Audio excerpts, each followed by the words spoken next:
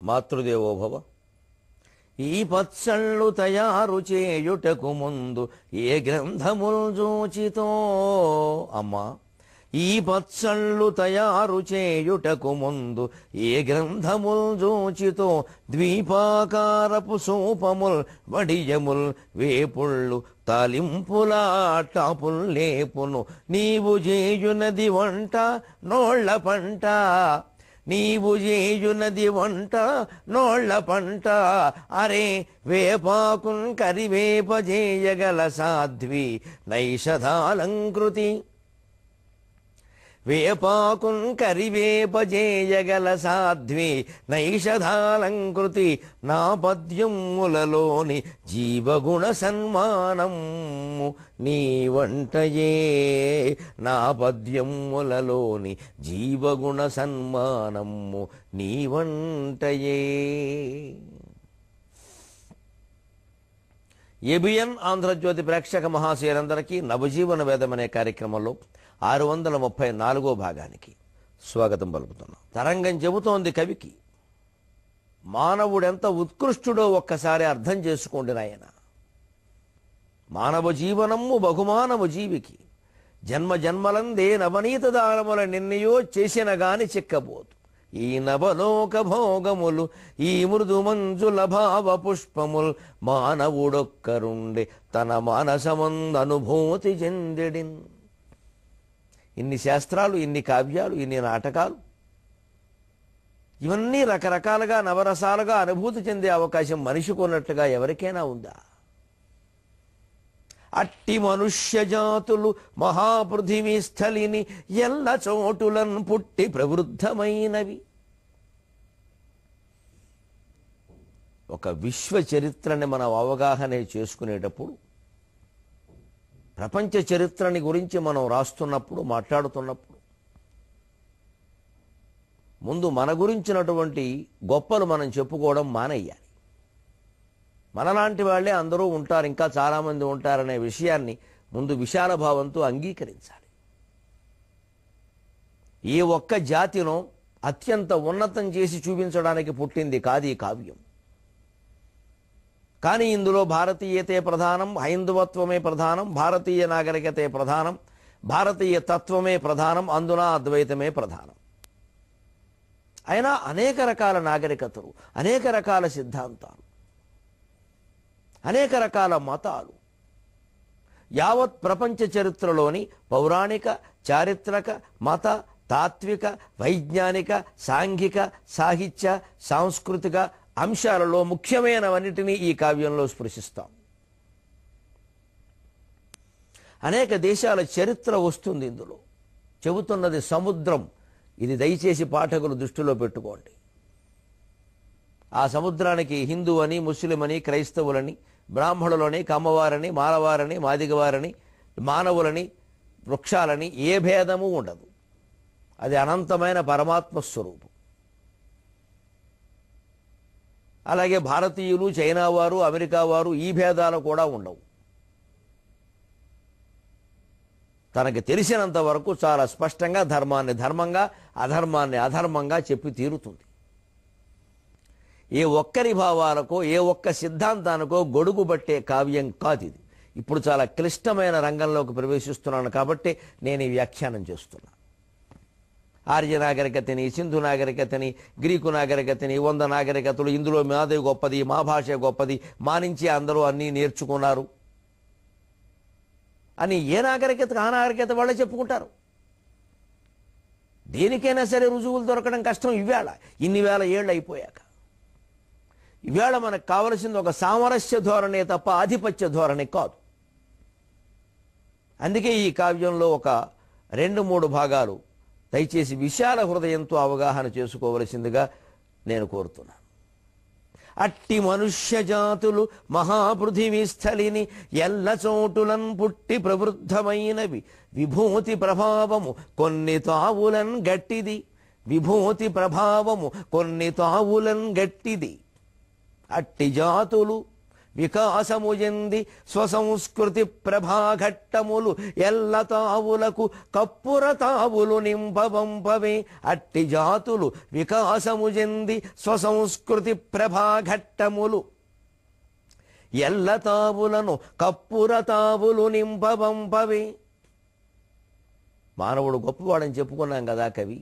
అటువంటి మానవ జాతులు ఒక్కచోటే పుట్టలేదయ్యా, అలా జరగదయ్యా.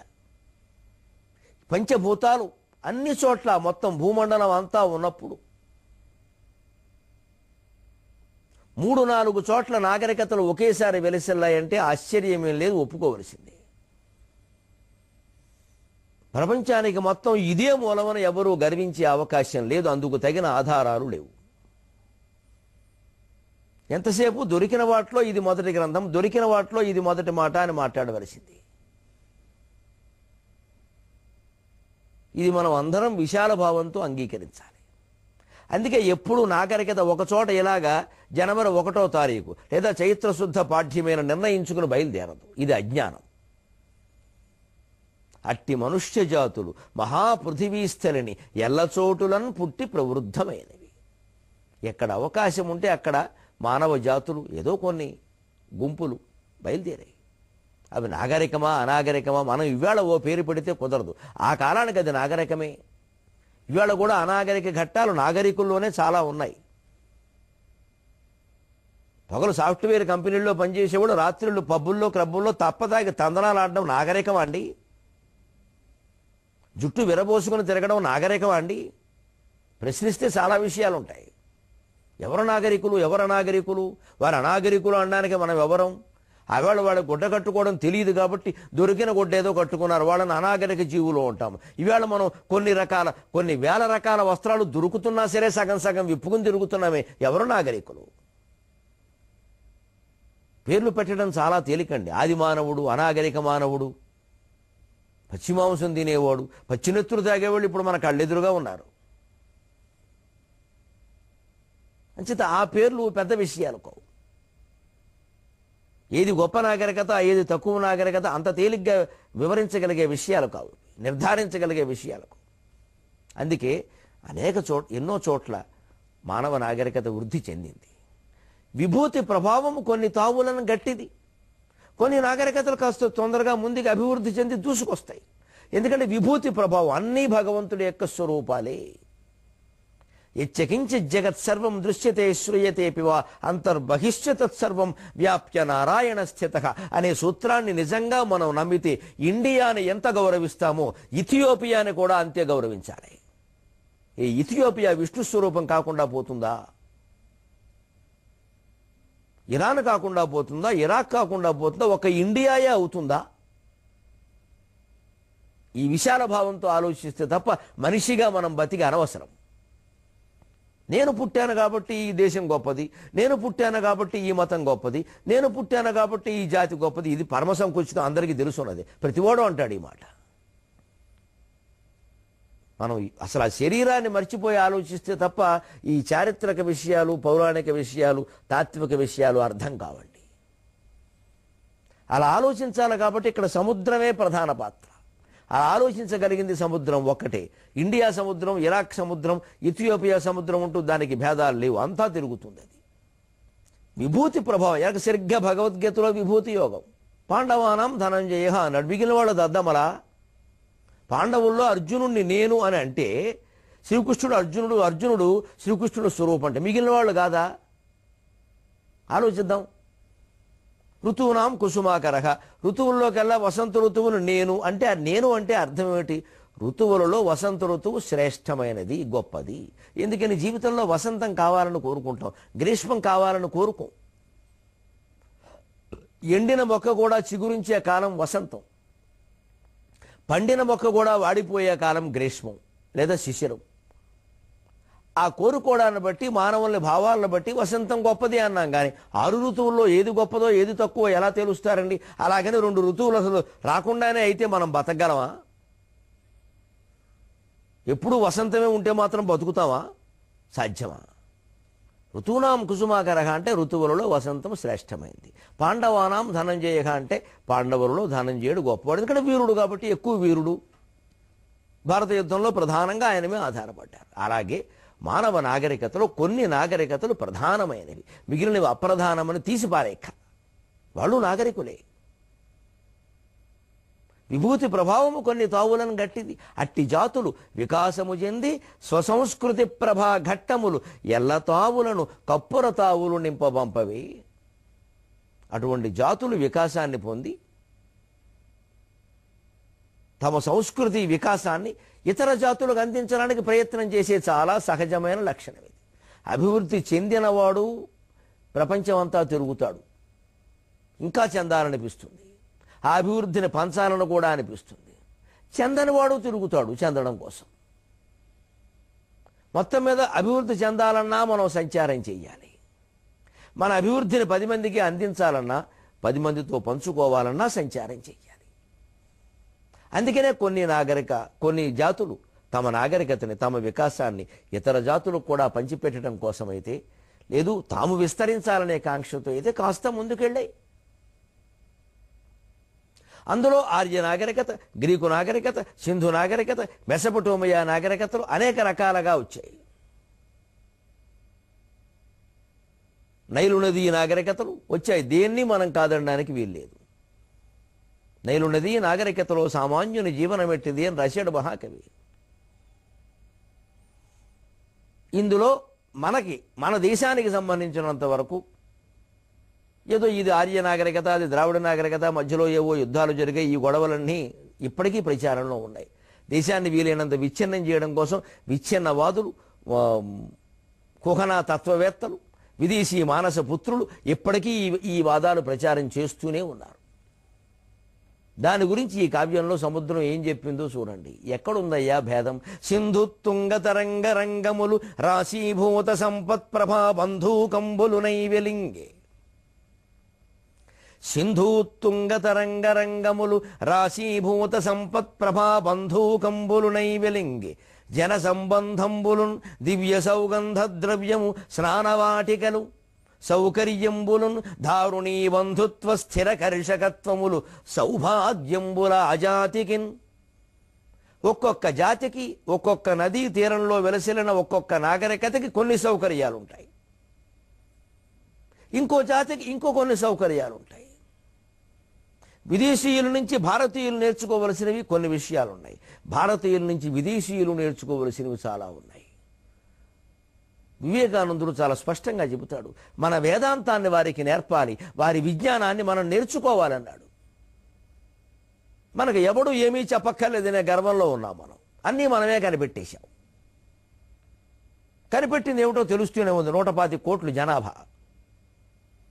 ఈ గర్వాన్ని ముందు విడిచిపెట్టాలి. ఒకవేళ పూర్వం అన్ని భారతీయులే కనిపెట్టి ఉంటే అవన్నీ బయటికి లాగాలి, బాధ్యత. ఏదో కొత్త విషయం చెప్పగానే ఇది పూర్వమే ఉంది, మన వాళ్లే కనిపెట్టారు, అనవసరమైన మాట ఇది. బయటికి లాగా విషయం. పేటెంట్ హక్కు కోసం దెబ్బలాడు. ఆ ప్రయత్నం మనం ఎవ్వరం చెయ్యం. చక్కగా విదేశీ విద్యలే పిల్లలను చదివిస్తాం, విదేశాల్లోనే ఉద్యోగాలు చేయిస్తాం, పదవీ విరమణ చేసి అరుగుల మీదనో ఆట స్థలాల్లోనూ కూర్చుని మన దేశం చాలా గొప్పదని అనుకుని సంతోషిస్తూ ఉంటాం. ఈ మందకొడితనం నుంచి బయటపడి చురుగ్గా ముందుకు రావాలి అంటే ప్రపంచ చరిత్రను వాస్తవంగా అర్థం చేసుకోవాలి. ఏ ఒక్క జాతి నేను మరో జాతి కంటే గొప్పదాన్ని అని గర్వించే అవకాశం లేదు. భగవంతుడు అలా ఇవ్వడు. భగవంతుడు దృష్టిలో అందరూ సమానమే. అసలు ఈ మానవుడు ఒక ఉత్కృష్టుడైన మానవుడెంతో ఒక పేడపురుగు కూడా భగవంతుడి దృష్టిలో అంతే. ఆ బ్రహ్మకీట జనని వర్ణాశ్రమ విధాయిని అంటే అర్థం అది. బ్రహ్మదేవుడు మొదలు కీటకం వరకు ఆవిడే తల్లి అన్నప్పుడు ఆవిడ బ్రహ్మదేవుడికి ఎందుకు ప్రాధాన్యం ఇస్తుందండి? ఇంకా కొంచెం ఇస్తే కీటకానికే ఇస్తుంది, బలహీన జీవని. బ్రహ్మదేవుడు స్థాయిలో కూడా ఒక మనిషి అవసరం కాబట్టి బ్రహ్మదేవుణ్ణి అమ్మవారు సృష్టించింది. అంతేగాని కీటకం కంటే గొప్పవాడిగా గర్వించమని కాదు. కీటకం అవసరం కీటకానికి ఉంది, బ్రహ్మదేవుడు అవసరం బ్రహ్మదేవుడికి ఉన్నట్టే. మున్నీటనైనను మునుంగుట సరియగుట. ఆముక్తమాజలో కృష్ణదేవరాయలు మాలదాసల చేత అనిపిస్తాడు విచిత్రమైన మాట. మున్నీటనైనను మునుంగట సరియగుట పర్వతమునకును పరమాణువునకును ఏమి అంతరు. ఒక ఒక అణువు ఉంది, మట్టి బెడ్డ. అది ఒక గిన్నె, ఒక చెంబు నీళ్లలో మునుగుతుంది. దాని ప్రాణానికి అది చాలు. ఓ పర్వతం అనుకుంది దాన్ని చూసి, నన్ను ముంచేవాళ్ళు ఎవరు లేరు, అది మట్టి బెడ్డ కాబట్టి అందులో మునిగింది, నన్ను ముంచమను. సముద్రం దీన్ని ముంచింది, అయిపోయింది. దాన్ని ముంచగల సముద్రం ఉంది, దీన్ని ముంచగల చెంబు ఉంది. అంచేత ఇప్పుడు ఆ మట్టి బెడ్డ గొప్పదా, పర్వతం గొప్పదా అంటే రెండూ మామూలే. దీన్ని ముంచడానికి చెంబు చాలు, కానీ దాన్ని ముంచడానికి చెంబు సరిపోకపోవచ్చు, కానీ దాని సముద్రం దానికి ఉంది, దాని మృత్యువు దానికి ఉంది. ఇంకా ఏ రకంగా పర్వతం మట్టి బెడ్డ కంటే గొప్పదవుతుంది? ఆ సమానత్వమే ఆధ్యాత్మికత. దృషద్విచిత్రతల్పయో భుజంగమౌక్తికస్రజో గరిష్ఠరత్నలోష్ఠయో సుహృద్విపక్షపక్షయో తృణారవింద చక్షుషో ప్రజామహీ మహేంద్రయో సమప్రవృత్తిక కదా సదాశివం భజామ్యఖం అని రావణ బ్రహ్మ శివతాండవ స్తోత్రంలో అంటాడు. మట్టి బెడ్డ పరమాణువు, మట్టి బెడ్డ బంగార మణి, బండరాయి పట్టు పానుపు అన్నీ ఒకటే, అలా భావించగలిగిన వాడే శివుడు అన్నాడు. భగవంతుడి దృష్టిలో అన్నీ ఒకటే. భగవంతుడిని ఆరాధిస్తున్నామంటే మనం అలాగే భావించాలి. ఊరికే వ్యవహారం కోసం వేరుగా ఉంటాయి. ఓ పర్వతం మీదకి విహారానికి వెడతాం, మట్టి బెడ్డ మీదకి విహారానికి వెళ్ళాం, మనం కాలు పెట్టేంతగా ఉండదు అది, అంతే. కానీ ఓ చిన్న మొక్క దగ్గర ఆ మట్టి బెడ్డ చాలు, పర్వతం అక్కల్లా. తులసి మొక్క దగ్గర మట్టి తీసి బొట్టు పెట్టుకోవాలంటే పర్వతం అంత మట్టి అవసరంలా, చిన్న మట్టి చాలు, మట్టి బెడ్డ చాలు, ఆ బొట్టుకి ఆ మట్టి చాలు. కానీ తవ్వాలి అంటే పర్వతం ఉండాలి, మట్టి బెడ్డని ఏం తవ్వుతాం? ఆ అవసరానికి అది, ఈ అవసరానికి ఇది, రెండూ భగవత్ స్వరూపాలే. శిమలో బ్రహ్మలో శివకేశవాదులలో అని త్యాగరాజస్వామి అండంలో ఉద్దేశం అది. అటువంటప్పుడు సహజంగానే జాతులు తమ వికాసాన్ని విస్తరింపజేసుకోవాలని, ప్రచారం చేయాలని అనుకుంటాయి. అందుకని ఇతర ప్రాంతాల్లో కర్పూరపు తావులు నింపాలని వెళ్ళాయి.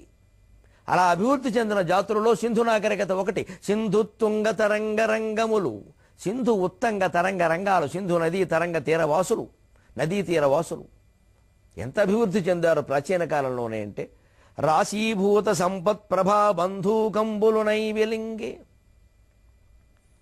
ఎర్రగా మెరిసిపోయే మంకెన పువ్వుల్లాగా వెలిగారయా తేజస్సుతో, సంపదలతో, నాగరికతతో, వ్యవసాయంతో, స్థిర జీవనంతో. జన సంబంధంబులున్, వారిలో జన సంబంధాలు చాలా గొప్పవి, ఉమ్మడి కుటుంబాలు. దివ్య సౌగంధ ద్రవ్యము, తవ్వకాల్లో సింధు నాగరికతకు సంబంధించిన స్నానవాటికలు బయటపడ్డాయి, సుగంధ ద్రవ్యాలు బయటపడ్డాయి. ఎంత అభివృద్ధి చెందిన నాగరికత అది. స్నానవాటికలు బయటపడ్డాయి, స్త్రీల స్నానవాటికలు ప్రత్యేకంగా బయటపడ్డాయి. అంటే అప్పటికే నాగరికత ఎంత అభివృద్ధి చెందింది. సౌకర్యంబులు, రకరకాల సౌకర్యాలు, విలాసవంతమైన వస్తువులు బయటపడ్డాయి. దారుణీ బంధుత్వ స్థిర కర్షకత్వములు, భూమితో సంబంధం కలిగినటువంటి స్థిరమైన వ్యవసాయం బయటపడింది. సౌభాగ్యంబుల జాతికి, ఇది హిందూ దేశంలోనే ఆవిర్భవించిన నాగరికత, ప్రపంచమంతా విస్తరించిన నాగరికత. నిజానికి ఇది సింధు నాగరికతకి పరిణామమే తప్ప వేరు కాదు. ఋతమార్గంబున సర్వభూతహితమందెంతేని నిష్ఠన్, ఋతమార్గంబున సర్వభూతహితమందెంతేని నిష్ఠన్, హృదాహుతులన్ వేల్చుచు యజ్ఞముల్ సలిపి రోహో అగ్నిమీళే పురోహితవంశున్. ఋతమార్గంబున సర్వభూతహితమందెంతేని నిష్ఠన్, హృదాహుతులన్ వేల్చుచు యజ్ఞముల్ సలిపి రోహో అగ్నిమీళే పురోహితవంశున్. జగమెల్ల జ్యోతులిడలేదే రుక్కులన్ దృక్కులన్, జగమెల్ల జ్యోతులిడలేదే రుక్కులన్ శృతి మార్గమున జీవనమున మధుస్రోతస్సులన్ నింపుచున్. శృతి మార్గమున జీవనమున మధుస్రోతస్సులన్ నింపుచున్. ఋతమార్గంబున ఆర్యనాగరికత, ఇది సింధు నాగరికతకి పరిణామంగానే భావించాలి. రెండూ పుట్టింది భారతదేశంలోనే. ఎక్కడెక్కడో విదేశాల నుంచి వచ్చాయని ఊరికే ప్రచారాలు చేసేసి భారత జాతిని విడదీసేటువంటి ప్రయత్నాలు చేయొద్దు, అవి చెల్లవు. రెండు నాగరికతల మూలాల్లోకి వెడితే రెండూ ఒకటే. ఒకటి మౌలిక దశ, ఒకటి పరిణామ దశ అని అర్థమవుతోంది. ఋతమార్గంబున సత్యమార్గం ప్రధానంగా భావించింది వేదాన్ని నమ్ముకున్న ఆర్య జాతి. ఆర్య శబ్దం జాతివాచకంగా కంటే చాలా కావ్యాల్లో శ్రేష్ఠతావాచకంగా వాడబడింది గమనించండి. సర్వభూత హితమందు ఎంతేన నిష్టం, అన్ని జీవుల యొక్క హితాన్ని కోరింది. సర్వేపి సుఖినః సంతు సర్వే సంతు నిరామయాః సర్వే భద్రాణి పశ్యంతు మా కశ్చిత్ దుఃఖభాగ్ భవేత్. సర్వేపి సుఖినః సంతు, అందరూ సుఖంగా ఉండాలి. సర్వే సంతు నిరామయాః, ఎవరికి ఎటువంటి అనారోగ్యాలు ఉండకూడదు. సర్వే భద్రాణి పశ్యంతు, అందరికీ క్షేమం కలగాలి. మా కశ్చిత్ దుఃఖభాగ్ భవేత్, ఎవరు ఎప్పుడూ కన్నీరు పెట్టకూడదు. ఇలా ఆలోచించింది ప్రాచీన భారత జాతి. హృదాహుతులను వేల్చుచు, వాళ్ళు చేసినవి యజ్ఞాలు కాదు, అవి త్యాగాలు. అందులో వేల్చినవి హవిస్సులు కావు, వాళ్ళ హృదయాలు. హృదాహుతులను వేల్చుచు యజ్ఞములు సెలిపేరి. ఓహో అగ్నిమీళే పురోహితమంచు. ఇక్కడ ఛందశిల్పాన్ని విజ్ఞులు గమనించండి. అగ్నిమీళే పురోహితం ఋగ్వేదంలో మొట్టమొదటి మంత్రం. వేదాల్లో మొదటిది ఋగ్వేదం. అందులో మొట్టమొదటి మండలంలో మొట్టమొదటి అనువాకంలో మొదటి సూక్తంలో మొదటి మంత్రమే అగ్నిమీళే పురోహితం. అన్ని విధాలా మా ముందుండి మా హితాన్ని కోరేటువంటి అగ్నిం ఈడే స్తుతిస్తున్నాను. అదే తర్వాత ఈడేగా మారింది. శంకరాచార్యమీడే అంటారు. మ్యాక్స్ ముల్లర్ భారతీయ సిద్ధాంతాల మీద వేదాల మీద అపూర్వమైన పరిశోధన చేసినటువంటి మహానుభావుడు. ఆయన ఇంట్లో ఫోను పెట్టించుకున్నప్పుడు తర్వాత మొట్టమొదటి ఆ ఫోన్లో మాట్లాడినమాట అగ్నిమీళే పురోహితం అన్నట్టు. అంత నచ్చింది ఆయనకి ఆ మాట. జగత్తుకు మూలమైంది తేజస్సయ్యా, ఆ తేజస్సు సూర్యుడి నుంచి అగ్ని అందుకుంటున్నాడయ్యా. ఏషోగ్నిస్తపతి సూర్య ఏష ఏష పవనక అని అన్నిటికీ సూర్యుడే కారణం. అగ్నిమీళే పురోహితమంచున్ జగమెల్ల జ్యోతిరిడలేదే రుక్కులన్ దృక్కులన్. ఋగ్వేదంలో ఏ రుక్కు గమనించరా, వేదముల్లో ఉండే ఏ మాటలు గమనించరా, యావత్తు మానవ జాతిని దృష్టిలో పెట్టుకుని చెప్పినట్లే కనిపిస్తుంది. మాతృదేవోభవ పితృదేవోభవ ఆచార్యదేవోభవ అతిథిదేవోభవ. స్వాధ్యాయ ప్రవచనాభ్యాం న ప్రమదితవ్యం దేవపితృకార్యాభ్యాం న ప్రమదితవ్యం సత్యాన్న ప్రమదితవ్యం ధర్మాన్న ప్రమదితవ్యం భూత్యైన ప్రమదితవ్యం.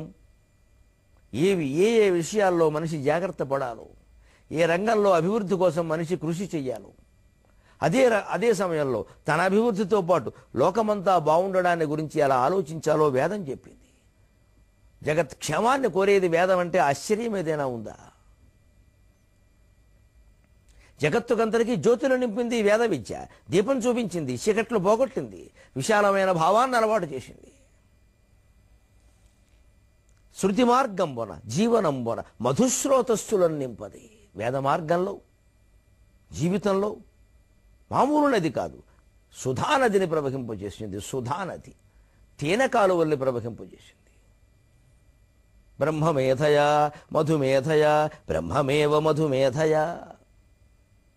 ఈ ప్రపంచమంతా బ్రహ్మమేధయా, బ్రహ్మ దృష్టితో చూడు. మధుమేధయా, నీకేదో తీయగా ఇష్టంగా అయిష్టంగా ఏదో కనపడుతుంది. బ్రహ్మమేవ మధుమేధయా, ఆ ఇష్టంగా కనపడుతున్నదంతా అది పరబ్రహ్మ కాబట్టే కనిపిస్తుంది. మనం అందరం కూడా మీకు ఎవరంటే ఇష్టం అంటే ఏదో చెబుతాం. నిజానికి ఎవరికి వారంటేనే ఇష్టం. వారు వారిని ప్రేమిస్తారు కాబట్టి ఇతరులను కూడా ప్రేమిస్తారు. ఎవరంటే ఇష్టం అంటే సాధారణంగా మా అమ్మ అంటే ఇష్టం ఉంటాం. ఎందుకని? అమ్మ మనని ప్రేమిస్తుంది కాబట్టి. అమ్మ ప్రేమించకపోతే ఇష్టం అని చెబుతామా? అంటే పరోక్షంగా ఎవరి మీద ఇష్టం? మన మీదే మనకి ఇష్టం. మనని ప్రేమిస్తుంది కాబట్టి ఇష్టం. మన మీదే మనకి ఎందుకంత ఇష్టం అండి? ఆ నేను ఒక్కటే ఉంది, ప్రపంచంలో ఇంకేం లేవు కాబట్టి. ప్రపంచంలో ఉన్న నేనంతా ఒకటే నేనైనప్పుడు ఆ నేను దేవుడయ్యే అవకాశం ఉంది, కానీ జీవుడయ్యే అవకాశం లేదు కదా. అదే కదా జీవో దేవ సనాతనక బ్రహ్మ సత్యం జగన్మిథ్య. అదే కదా వేదం ప్రతిపాదించిన అద్వైతం. ఇది తెలిస్తే గొడవలు ఎందుకు ఉంటాయండి? తెలుసుకుంటాం, బాగుందంటాం, చాలా గొప్పవాడంటాం, శంకరాచార్యకి పూజలు చేస్తాం, అభిషేకాలు చేస్తాం. అద్వైతాన్ని జీవితంలో కనీసం మనస్సుకు ఎక్కించుకునే ప్రయత్నం కూడా చెయ్యం. జీవితంలో అంతా ద్వైతమే, గొడవలే, భేదాలే. నీకు నేను దాసున్నా, నాకు నువ్వు దాసుడువా, తేల్చుకుందాం దా. ఇద్దరం పరమాత్మ స్వరూపమయ్యా. ఎవరు దాసోహం అనాల్సిన పనుల దా తీసే సోహం సోహం తిరగేస్తే హంసో హంసో హంస. ఎంత చక్కనిదండి సిద్ధాంతం. అలాగే వేద మార్గంలో అందరి జీవితాల్లో కూడా మధుస్రోతస్సులను నింపారయ్యా. ఒక రకంగా సింధు నాగరికతకి పరిణామం కదా. తాను స్థిరపడిన వాడే 4 చోట్లకి వెళ్ళి నలుగురిని కలుసుకుని తన నాగరికతను విస్తరింపజేసుకుందుకు, అలాగే వారి నాగరికత నుంచి ఏమైనా గ్రహించేందుకు ప్రయత్నం చేస్తాడు. అందుకే ఈ దేశంలో ఈ రెండూ కలిసి ఒకే నాగరికత అనడానికి వీలైన చిహ్నాలే ఇప్పటికీ కనపడుతున్నాయి. స్థిర సంచార విభిన్న జీవనములెంతే స్నేహభావాన. 2 విశిష్టమైన నాగరికతలుగా విభిన్నంగా భావింపబడుతున్న సింధు ఆర్య నాగరికతలు ఏ రకంగా ఒక్కటే అవుతాయో, అవి ఒక్కటయ్యాయి, ఒకటేగా ఉన్నాయి అనడానికి ఏ రకంగా మన దగ్గర ఇప్పటికీ సాక్ష్యాలు ఉన్నాయో మనం 23:30 గంటల్లో తెలుసుకుందాం. అంతవరకు తెలుగు ఎక్కువగా వాడదాం, నీళ్లు తక్కువగా వాడదాం. సెలవు.